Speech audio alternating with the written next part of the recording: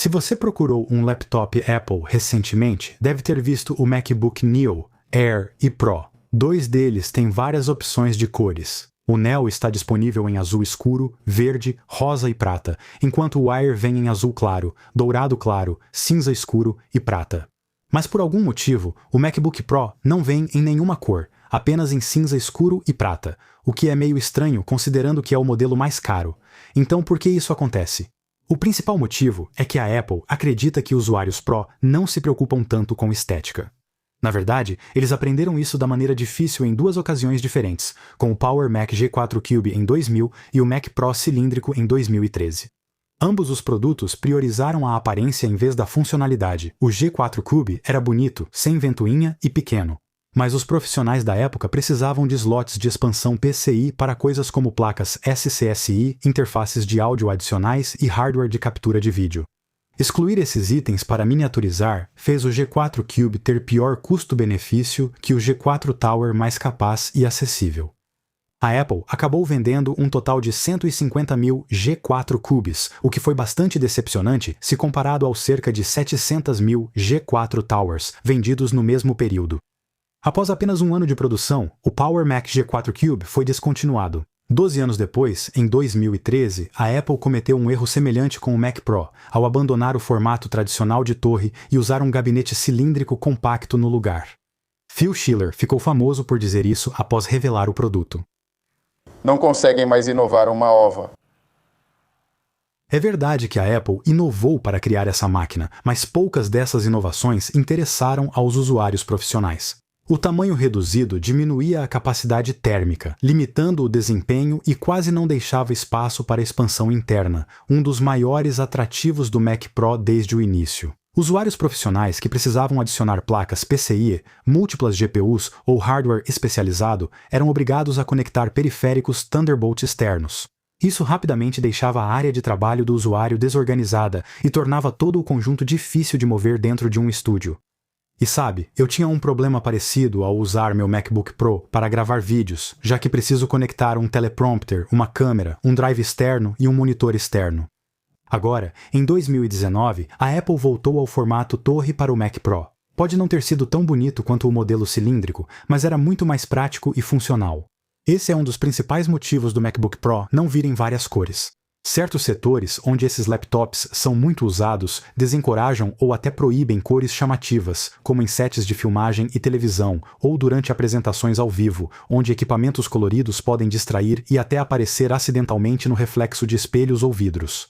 A maioria dos equipamentos de produção, como monitores, microfones, câmeras, cabos e laptops, é prateada ou preta. Mas e se você for um trabalhador de escritório que pode escolher a cor do computador?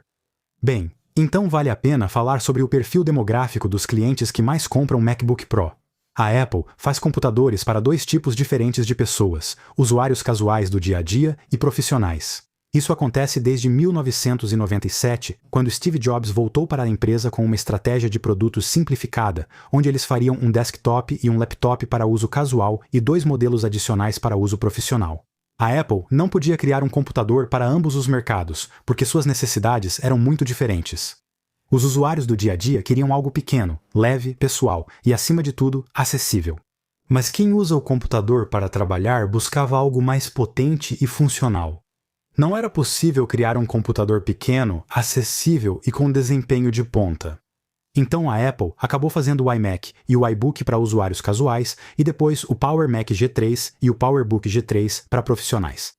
A Apple adotou uma abordagem única ao projetar esses computadores, oferecendo não apenas os modelos para consumidores em cores vivas e divertidas, mas também o desktop profissional, que deixou de ser uma caixa bege para se tornar uma torre azul translúcida e brilhante. Muita gente achou que foi uma melhoria, mas houve reclamações.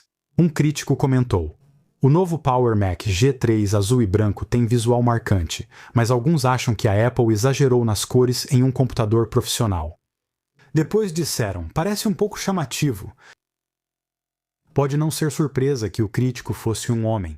De acordo com um estudo de 2001 com 500 meninas e 150 meninos de 15 a 18 anos, 85% das meninas e 87% dos meninos usavam computadores e a internet com proficiência. Mas as meninas tinham 5 vezes menos chance de escolher estudos ou carreiras em tecnologia. E nos 25 anos desde então não mudou muita coisa.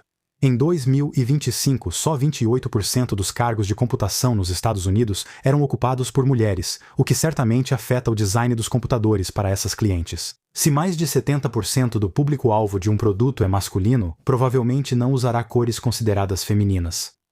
A Apple respondeu às críticas ao Power Mac G3, lançando um modelo novo só 7 meses depois.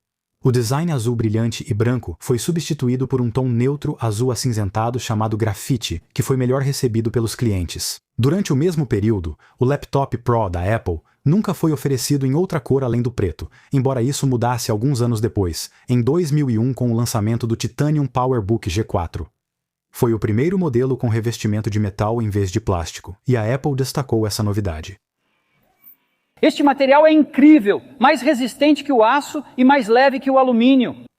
É inacreditável. A IBM só mistura um pouco de pó de titânio no plástico, não é nada. Aqui é titânio metálico de verdade, de grau comercial. Como o que eles usam para construir aviões. Jobs esqueceu de citar que o titânio era pintado de prata e a estrutura e dobradiça de fibra de carbono, de branco. Como nenhum material segurava bem a tinta, a carcaça descascava facilmente. Também havia problemas de Wi-Fi, pois o titânio interferia nos sinais sem fio.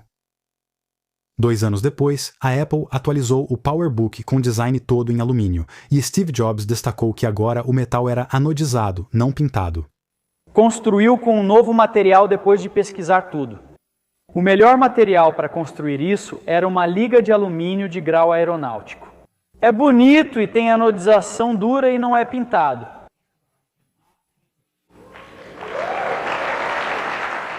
A recepção ao PowerBook de alumínio foi impressionante.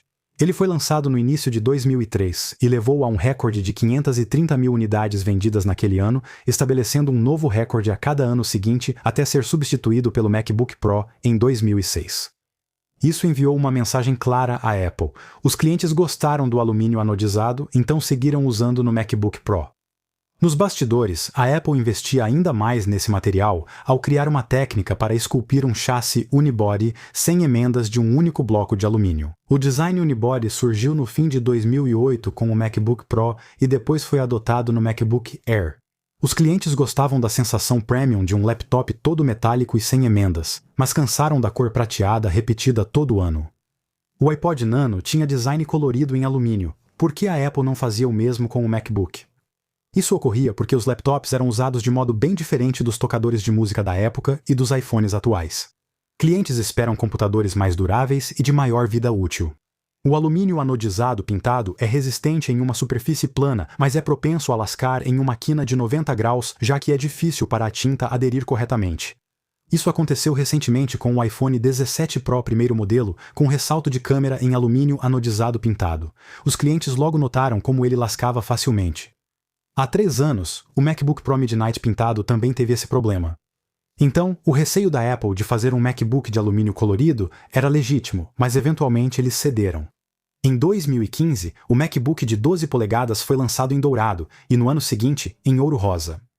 Recentemente, o MacBook Air ganhou as cores estelar e azul céu, enquanto o MacBook Pro segue disponível apenas em prata, cinza espacial e preto espacial.